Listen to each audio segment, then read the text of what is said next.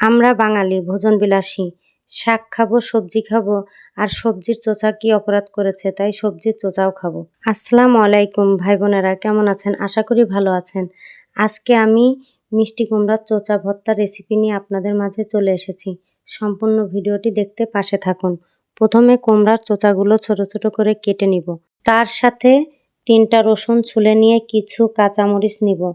সামান্য গরম তেলে কাঁচামরিচ রসুন ভেজে কেটে রাখা মিষ্টি কুমড়োর চোচা সামান্য লবণ আর একটু পানি দিয়ে ভেজে নেব। সব কিছু ভাজা হয়ে গেলে শিলপাটায় প্রথমে রসুন মরিচ বেটে তারপর চোচাগুলো বেটে নিব। বাটা হয়ে গেলে আমি কাঁচা পেঁয়াজ এবং সরিষার তেল দিয়ে হাত দিয়ে মেখে তুলে নিব।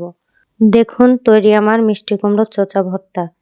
তারপর গরম ভাতের সাথে পরিবেশন করব। শীতের সময় কার কার গরম ভাতের সাথে ঝাল ঝাল ভর্তা খেতে ভালো লাগে কমেন্টে জানাবেন। আমার ভিডিওটি ভালো লাগলে অবশ্যই লাইক, কমেন্ট, শেয়ার করে পাশে থাকবেন। সবাই ভালো থাকবেন, সুস্থ থাকবেন। আল্লাহ হাফেজ।